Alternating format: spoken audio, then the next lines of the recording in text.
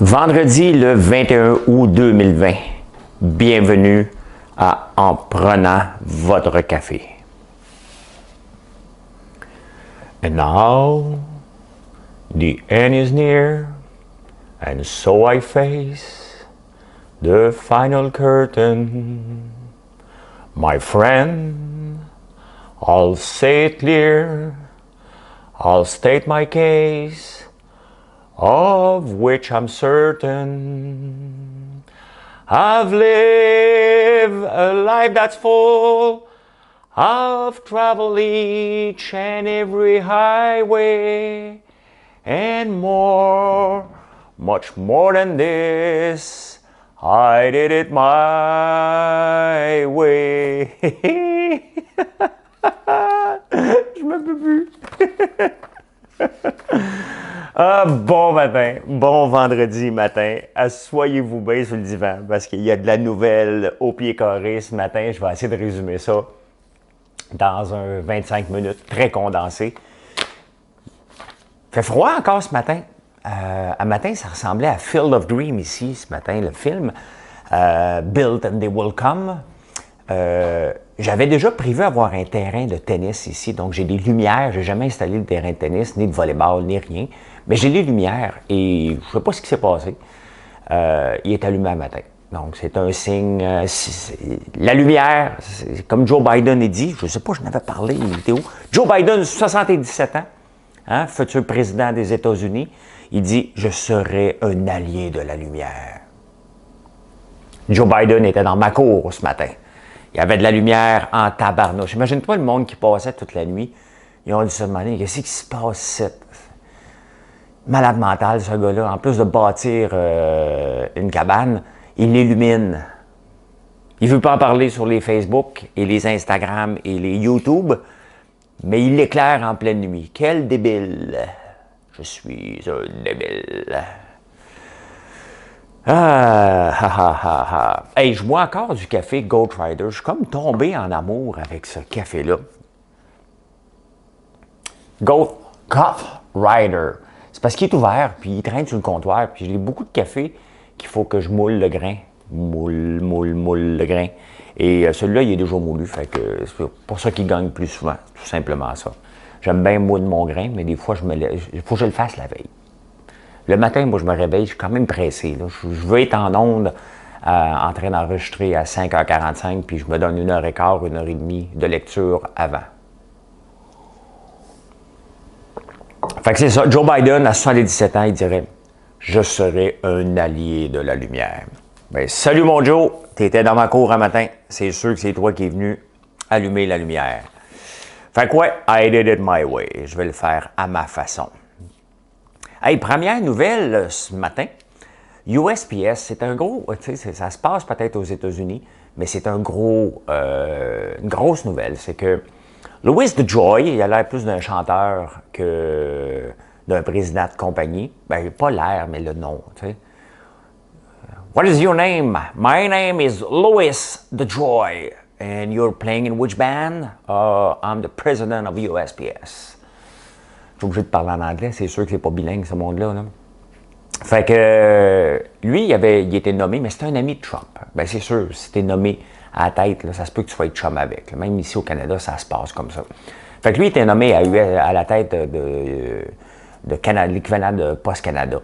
Et il voulait faire exactement comme à Post Canada, parce qu'il y a beaucoup d'overtime là-bas. Et dans le centre d'appel, quand j'avais un centre d'appel, on avait énormément d'overtime, mais la moyenne des employés travaillait 31 heures. Fait que ce qu'on voulait faire, bien entendu, c'est d'arrêter de payer de l'overtime, puis monter les employés à 37 heures, mais peu importe ce qu'on faisait, un employé travaille en moyenne 31 heures par semaine. On l'a fait, les calculs, pendant des années, avec plus de 3000 employés, donc l'échantillon était bon. Donc, on ne voulait plus payer d'overtime et faire travailler les autres, parce que ça coûte cher faire payer de l'overtime tombant en surtemps. Donc, lui, il a dit, parfait, je vais enlever l'overtime, je vais réduire les heures de bureau, je vais enlever les boîtes postales. Et là, le monde a dit, t'es arrangé avec Trump pour ne pas permettre les votes. Donc là, ça a été retardé après 2020. Mais il reste que c'est une problématique souvent dans plusieurs entreprises. Il y a des gens qui sont prêts à travailler énormément et d'autres moins, mais ceux qui travaillent énormément, qui travaillent plus, qui sont payés à temps et demi ou à temps double, nous ruinent comme entrepreneurs. Bien entendu, ils nous sauvent, mais ça coûte extrêmement cher. Fait que voilà un dossier aux États-Unis, mais qui nous touche quand même un peu par la bande. Hey, parlant d'international, je fais une nouvelle à l'envers. Hein. Moi, fiez-vous pas trop à moi pour avoir une nouvelle dans l'ordre. C'est pas mal dans le désordre, un peu comme ma tête spaghetti. Aux Bahamas, hein, on pense ici, le gouvernement va nous contrôler, il va nous mettre une puce 5G dans le derrière, tu sais, nomme-les, là. On entend des verbes des pommeux, mais aux Bahamas, les bureaux, les aéroports, à l'hôtel, juste le staff essentiel. Les journalistes doivent même appeler la police s'ils veulent être dans la rue. Il y a une recrudescence des cas de la COVID et ils ont refermé tout au complet. Donc, fait beau, fait chaud, mais tu passes ton journée dans la maison. Ah ouais, l'air climatisé dans le tapis. Et en parlant d'air climatisé, en Californie, il y a une vague de chaleur puis une vague de feu en même temps. Là, il y a des pannes de courant ajoutées à ça à cause de l'air climatisé. Trop de demandes de l'air climatisé, bien entendu. Les gens sont plus à la maison et il fait chaud. Donc, je pense que dans mon coin, ici, en Outaouais, il doit y avoir beaucoup d'air climatisé parce que l'électricité tombe comme quand j'allais au Liban. Hein? Au Liban, l'électricité tombe tout le temps. C'est à peu près ça qui se passe ici depuis un mois. C'est non-stop. L'électricité, elle arrête plusieurs fois par jour. On est au tiers-monde de l'électricité. Hey, le Cirque du Soleil. Je lisais la nouvelle un matin et je me disais, qu'est-ce que Gabriel Nadeau-Dubois fait encore en train d'expliquer le salaire des employés? Ah, non, pas des employés, hein, des sous-traitants. Oui, parce que le clown qui fait spinner une assiette sur la tête, là, c'est pas un employé du cirque. C'est un sous-traitant. Notre cirque, notre fleuron, hein? Il se passe en Californie quoi en ce moment? Uber, Lyft, name-les, toutes les applications, Instacart et tout, doivent considérer leurs sous-traitants maintenant comme des employés. Et hier soir, ça vient de passer en cours, il s'en va en cours d'appel, donc il y a eu un sursis. Lyft devait fermer à minuit hier, donc il y a eu un sursis. Et pourquoi? Parce que le juge de première instance a démontré, a accepté la théorie des employés qu'il y a un lien d'emploi fort. Et en considérant ça, on ne peut pas être des sous-traitants au terme de la loi, donc on doit avoir les congés de maladie, les bénéfices et tout, ce que Uber, Lyft et non. Donc notre Cirque du Soleil, notre fleuron, hein, pour le clown qui fait spinner les assiettes sous son nez, là. Tous les palmiers, tous les bananiers vont pousser pareil quand je serai parti. Bon, hein, la chanson de Beau Dommage, bien entendu. Mais eux, leurs employés étaient des sous-traitants.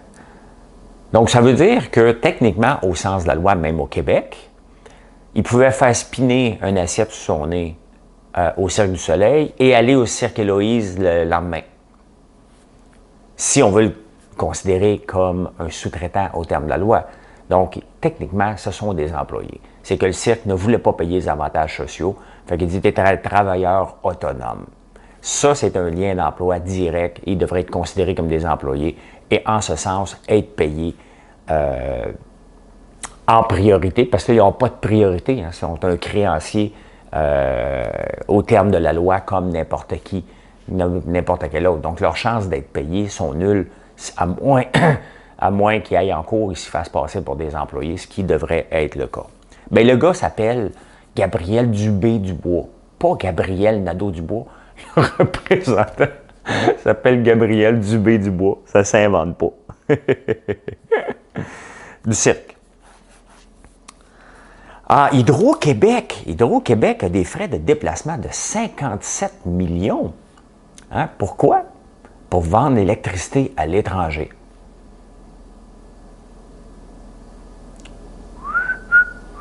Entendez-vous les criquets? On ne les entend pas beaucoup, là, à moins que j'aille dehors. Attendez un peu. On va entendre les criquets. Donc, Hydro-Québec a Des frais de déplacement de 57 millions. Attendez, on va écouter ça.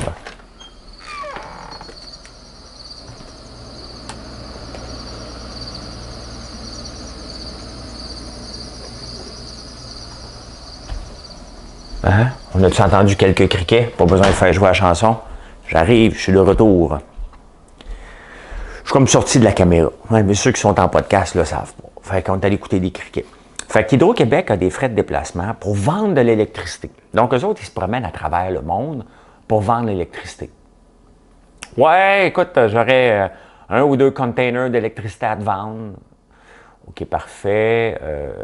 Hey, mon premier réflexe, quand j'ai lu ça, j'ai dit, coudon, ils vendent-tu au Japon, leur électricité?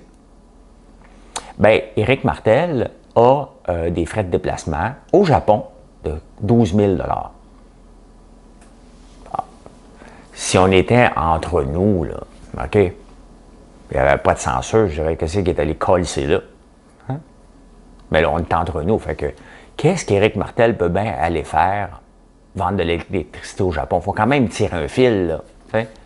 Ça ne se téléporte pas encore l'électricité. Bon, la plupart des frais de déplacement, bien entendu, sont dans le même, mais quand même 57 millions.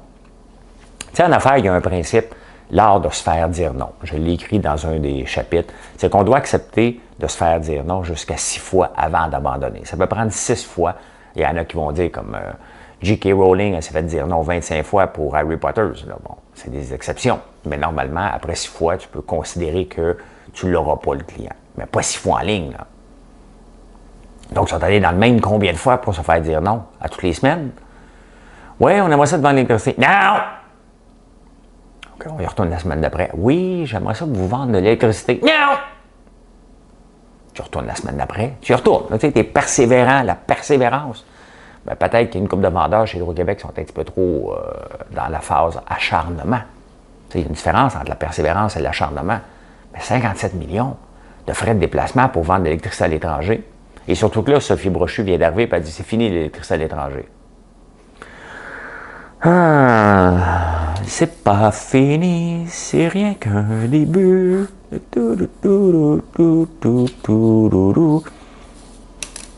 Bon, Gally is out. Hein? Gally, c'est Gallagher, une fracture de la mâchoire. Alain Vigneault ne croit pas, pense qu'il va être là. Ça joue, là, ça joue ses nerfs. Là. Il va-tu être là, va-tu être là? Et on se prépare-tu en fonction qu'Alain Vigneault, que Gallagher, Gally, hein, parce que les joueurs de hockey, ils ont tous un diminutif. Hein? Gally, PK, ils ont tous, Casso, ils ont tous un nickname. T'sais. Mais la déclaration quand même du jour, parce qu'il joue ce soir, le Canadien, la déclaration du jour va à Jeff Petrie. On va se battre jusqu'au bout.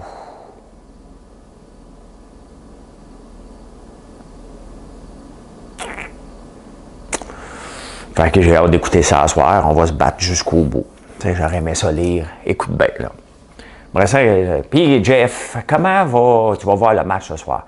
Ben écoute, on va se battre la première période, puis on verra après. Tu sais, François Legault dit ça, on verra. Moi aussi, des fois, je dis ça. On verra, là, ce qu'on est rendu, là. Quand je construis, là.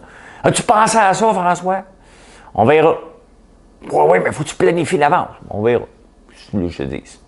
On verra. Hein? On verra bien. Fait que, c'est ça. Petrie, on va se battre jusqu'au bout. Ah, prendre une gorgée de café. I did it my way. Il me semble que je chante bien, celle-là. Il me semble que c'est pareil. Comme Frank Sinatra. And now, the end is near. Et vous vous demandez pourquoi je l'écoute, hein? Je peux aller écouter Paul Arcand, il chante pas, lui. Ben, c'est ça. J'ai pas de job. Mais non, c'est vrai, j'en ai une. Je suis à Cube. Je fais de la radio à toutes les 2h45 avec Geneviève Peterson. Un commentaire économique, politique et société. Il y a tellement de nouvelles, ça n'a pas de sens. Ah non, ça, c'est une nouvelle d'hier. OK. Et dans le journal La Presse, tu sais, il y a tout le temps une section opinion dans le journal La Presse. Et aujourd'hui, il y a un gars qui s'appelle Samuel Rochette. Son titre, rédacteur professionnel. Lui, il propose d'imposer les maisons. Il dit, hey, regarde, là, on peut aller chercher des taxes ailleurs, les maisons ont augmenté, puis il n'y a pas de raison qu'on les impose pas. Bon, Samuel, on ne fait pas une scène avec les maisons, la réalité. On pense qu'on fait de l'argent, mais lorsqu'on on regarde tout l'argent qu'on met dedans, si on est pour imposer les gains, il va falloir aussi mettre à la perte toutes les dépenses qu'on met là-dedans aussi. Ça devient une business, notre maison. On a autre chose à faire au gouvernement que gérer ça. C'est la seule place où on peut se monter un capital pour notre retraite. Donc lui, Samuel n'a rien compris, mais my God, lui, il se prend pas pour un 7-up, là. Rédacteur professionnel. Donc, il écrit à peu près n'importe quoi sur n'importe quel sujet, mais c'est un professionnel. Hein? Rédacteur. Tu sais, je viens d'enregistrer un souper presque parfait mardi avec André Duchamp, mais c'est une entrevue là, sur les 10 ans de souper presque parfait là, que j'ai pas retourné. J'ai pas retourné faire un souper. Et André Ducharme, il me dit en entrant de jeu, tu sais, hey, c'est le fun que tu nous renies pas, parce que les gens ont comme honte d'avoir participé à un souper presque parfait. Hein, participé à un souper presque parfait, toi? Non, j'ai jamais fait ça, moi. Je te le dis. Ben oui, ça a changé ma vie. Il y a des étapes dans notre vie, des choses qu'on fait à un moment donné qui nous donnent un tournant. Ben moi, un souper presque parfait a été un tournant majeur dans ma vie. Je n'étais pas connu, je ne voulais pas être connu et je ne pensais pas faire la télévision puis faire ce que je fais là aujourd'hui, que j'adore, mais c'est tout ça parti parce que j'ai fait un souper presque parfait, tout simplement. Il ne faut pas renier ça. Donc lui, il est rédacteur. Donc on m'a demandé un souper presque parfait, qu'est-ce que tu veux marquer? En dessous de ta signature, tu sais. Ben, j'ai marqué entrepreneur, agriculteur. Oui. Hein? Quand Stéphane Gendron va écouter ça, il va dire si je suis pas un agriculteur, ça, il va sûrement me prendre en chess, une photo en chess. Entrepreneur, agriculteur, c'est pas un entrepreneur. Je l'ai fait pour toi, Stéphane. Hein? Pour quand tu vas voir la petite signature en bas, tu vas dire pas un agriculteur, moi je suis un vrai, pas lui. Ben, en tout cas, Samuel, lui, il est rédacteur professionnel. Salut mon Sam. Et tu sais, au Québec, on a des réserves de lithium. Ben oui, on a ça, nous autres. Puis le lithium, ça donne que c'est extrêmement populaire, que ce soit dans ton Segway. Quoi? Vous n'avez pas de Segway à la maison, vous autres? Ben, ça tombe bien, ils n'en feront plus. Fait que c'est pas grave. Dans ton char, tu sais, dans n'importe quoi, dans ton téléphone cellulaire, le lithium est partout. Bien entendu, c'est des batteries dans ta Tesla, si c'est une Tesla. On s'en donne à avoir des réserves. On a une compagnie qui s'appelle Nemaska Lithium. Bien, on a trouvé de faire une patente à gosse. C'est ça, le mot vient de Fitzgibbon. On a mis quand même 130 millions dans cette patente à gosse-là, qu'on n'est pas capable de faire lever. C'est tout mal géré, c'est de la corruption, de la niaiserie. On n'est pas capable de faire lever une mine qui a de l'allure. Le problème, c'est que le gouvernement a encore mis un 130 millions dans une patente à gosse. Il a mis 228 millions dans une autre patente à gosse qui s'appelait le Cirque du Soleil. Parce que c'était notre fleuron. On a mis 1 milliard dans une autre patente à gosse qui s'appelle Bombardier. 1 milliard, pas mal plus que ça. Mais dans la série, on a mis 1 milliard d'une patente à gosse. Encore. Qu'est-ce qu'on a mis d'autre aussi? Ah, le ballon dirigeable de Fitzgibbon. Un autre 30 millions dans une autre patente à gosse. Et ça en fait pas mal des patentes à gosse, monsieur le ministre. Là. À un moment donné, il va falloir investir et mettre notre pied à terre. Tu mets une pièce, tu contrôles. Tu as un mot à dire, peu importe où tu le fais pas. Ça fait beaucoup, beaucoup d'argent quand on commence à penser un 130, un 228, 1 milliard. C'est notre argent, ça. Dans Nemaska Lithium, mine de rien, chaque Québécois a 10 piastres là-dedans. Combien vous pensez qu'on a dans Bombardier? On n'a autant pas le compter. C'est complètement débile. Ça n'en fait, ça, des patentes à gosse. Le gros ballon dirigeable, là, ça, c'est pas une patente à gosse, là. C'est l'heure de s'en faire passer une de force par en arrière. Tiens. Voilà, c'est dit, on scratch tout ça. Bon. Hey, la bourse, on a tout récupéré. C'était le crash immobilier, le crash boursier le plus court de l'histoire. Normalement, ça prend à peu près 3 ans. Ça a repris 3-4 mois. Ça a tombé, puis ah ouais, ça a remonté. Maintenant, qu'est-ce qu'on fait? Ça va continuer à monter ou ça se stabilise? S'il y a quelque chose avec la bourse, il n'y a personne qui le sait, sauf Jordan Belfort. Jordan Belfort, c'est The Wolf of Wall Street, le loup de Wall Street. Le gars qui a fourré un paquet de monde avec les pink sheets. Moi-même, j'ai embarqué dans des pink sheets. J'ai acheté une compagnie qui était impliquée dans l'élevage d'Autriche. C'était un hangar pas plus gros que le mien, mais c'était ça, les pink sheets. D'Autriche, pas d'Autriche, maudit. Je fais tout le temps des fautes. Je me demande de contrôler un pays. Parce que l'Autriche était très populaire. Ça se supposait être la viande du futur et tout ça. Puis tout le monde qui a acheté des autruches ont fait faillite. Après ça, il y a eu les chefs boers que j'ai achetés aussi. Bref, je me fais souvent voir, moi aussi. Des fois, j'en gagne, des fois, j'en perds. T'sais. Puis, fait que lui, il va donner des conseils d'investissement, mais pas sur des compagnies parce qu'il n'a plus le droit, mais il va travailler pour RagingBull.com. Donc, Jordan Belfort, qui est sorti de prison, va donner des conseils. Oyez, oyez, oyez! Le roi est mort! Vive le roi! Vous savez que Tuukka, le gardien des Boston Bruins, je ne sais jamais comment le dire, les Bruins, moi je dis les Bruins. Les Boston Bruins, il est rentré à la maison parce qu'il y a eu un bébé, il s'ennuie, puis bon, tout le monde est d'accord. Casso, hein, Patrick Roy dit, lui, moi j'aurais eu l'impression d'abandonner mes coéquipiers. Bon, c'est un gars de famille. Bon, tu joues des Syriens qu'une fois de temps en temps. Bref, il rentre à la maison. Ils ont sorti qui comme gardien numéro 2? Yaroslav Halak. Est-ce qu'Halak est meilleur que Carey Price? Hein? Il aime ça étirer au hockey les mots. Hein? Carey Price. Yaroslav Halak. On prononce les mots comme ça. Bref, il a gagné 3 de suite. Halak. Halak qui était déjà avec le Canadien. Et là, maintenant, c'est est-ce qu'Halak va sauver des Bruins, va les emmener vers la Coupe Stanley, le Stanley Cup, à suivre. Mais les rois, le monde capote à Boston. Au Canada, là, on veut tout avoir de gratuit. En anglais, l'expression, il y a beaucoup d'expressions anglaises à matin, là, alors qu'on parle de la loi, la langue française qui est malmenée. Je m'excuse. But there's no such thing as a free lunch. T'sais, au Canada, on va avoir la PCU gratuit. On ne veut pas payer de loyer. Hein? Je ne peux pas payer mon loyer, pas d'argent. On veut que l'éducation soit gratuite. Vous savez que le printemps arabe. Mais il n'y a rien de gratuit dans la vie. Il faut le payer quelque part. Là. Hey, voilà, ouais, vous, moi, je suis riche. Là. Vos exploiteurs sont comme de banquier plein. Allez siphonner sa maison. Là, il y a un rédacteur professionnel qui vient d'écrire « On va époser les maisons ». C'est sûr qu'il n'y a pas de maison, lui. De toute façon, quand tu t'appelles rédacteur professionnel, quand c'est ta seule job, puis tu écris un texte d'opinion, tu n'es même pas payé là, dans un texte d'opinion. Fait que c'est sûr qu'il n'y a pas de maison. Fait que there's no such thing as a free lunch. Quand on a quelque chose de gratuit, dites-vous que ça va revenir. Ça, c'est comme aller manger avec ton avocat. Hein?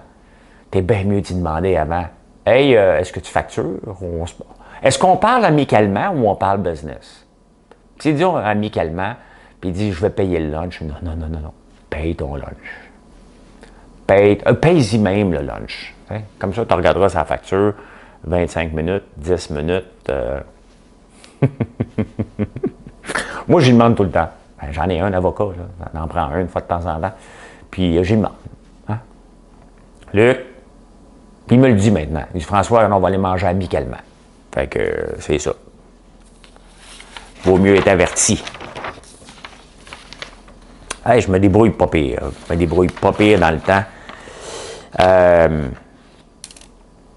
Le port de Montréal a décidé de sortir quelques containers qui étaient essentiels. Mais qu'est-ce qui est essentiel? Qu'est-ce qui est vraiment essentiel dans la vie? Comment eux peuvent déterminer ce qui est essentiel ou non? L'essentiel, c'est d'être aimé. Le reste importe peu. La seule vérité, c'est compter pour quelqu'un, quoi qu'il puisse arriver. L'essentiel, c'est d'être aimé. Hein? Qu'est-ce qu'ils vont faire avec ça maintenant? Ah, ils peuvent pas le renier, là. C'est une chanson de Ginette Renault, là. C'est ça l'essentiel, là, c'est d'être aimé. On m'a le pris, hein? Quand je vais arriver, moi, avec mon container qui est pris avec une marchandise qui ne marchera pas de la Chine, là, puis ils vont me dire, hey, c'est pas essentiel, moi, il sort la chanson. Moi, chanter, moi.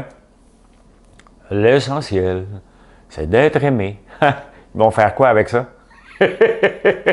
Ils vont faire quoi? Imagine, je me présente au port de Montréal, il me dit, tu l'envers? Qu'est-ce que tu venais chercher? Des pots de plastique. Pas essentiel. Voilà, sortir ma chanson. L'essentiel, c'est d'être aimé. Hey, en parlant d'essentiel, là, Simone Simonac, hein, Simone Simoneau, là, mais moi je l'appelle Simone Simonac de Valérie Plante. Ben, elle gribouille puis elle fait des bonhommes allumettes. Hein, c'est son diary, là, son petit journal intime, puis elle a décidé de faire une BD. Ben, c'est une bonne nouvelle. Voyons ça comme une excellente nouvelle parce que Denis Coderre a eu sa formule électrique. On l'a foutu dehors avec ça. Ben, Valérie Plante, elle a sa BD. Une BD qui finalement va la couler. Quelle mauvaise idée, quel mauvais timing. Quand tu vis dans une bulle, quand tu vis dans le domaine des sourires et des licornes, faisons une BD alors que tout chie partout dans la ville. Ben c'est ça, ta BD va te rester marquée probablement, et tant mieux. Tu viens de donner des munitions à tout le monde pour te démolir. C'était mauvais timing. On fait ça après la politique de sortir une BD. Mais elle voulait probablement devancer Justin Trudeau, parce que Justin aussi va avoir sa BD dans les prochains mois. Fait qu'elle a dit, moi, je vais annoncer ça en primeur. Je suis plus big que lui. Je dépense plus que Justin Trudeau. C'est juste qu'on ne me laisse pas le droit de dépenser, parce que la ville n'a pas le droit de dépenser plus, de faire des déficits. Fait qu'elle, elle veut dépenser autant que Justin. Mais elle ne peut pas. Puis là, elle a entendu dire que Justin avait une BD qui s'en venait, elle l'a devancé. Hein? Tiens, mon Justin, dans le cul de peintuc. Fait que merci Valérie d'avoir sorti cette belle BD-là. Comme ça, ça prouve que tes priorités ne sont pas de gérer la ville, mais d'expliquer qu'une femme en politique, hey, t'as juste 3 ans, là. T'es pas Margaret Thatcher, là, OK? Ou Angela Merkel, là. T'es Valérie Plante, 3 ans à dépenser et à rien faire pour la ville de Montréal. T'es pas une icône encore, et je doute que tu vas en devenir une. Voilà comment j'ai vu l'actualité en ce vendredi 21 août 2020. Aujourd'hui, moi, après avoir enregistré ça, je m'enligne sur du popcorn sriracha. On fait aussi de la barbe, pas moi, mais Tyler va faire de la barbe pour les petits pots parce que la demande est très, très, très, très forte d'avoir un petit pot grab and go, que ce soit dans les dépanneurs, dans les endroits où on vend déjà des petits pots faciles. Et on s'en vient, bien entendu, à fin septembre avec le petit pot de popcorn parce que vous l'aviez demandé. Et il va être étiqueté aussi ici à Québec chez Elf Plastic. Voilà, bon vendredi tout le monde. Et on termine aussi aujourd'hui, ben, ça a l'air de rien, là, mais on va terminer le sable de compacter, prêt à recevoir la plomberie. Voilà, bonne journée à tous.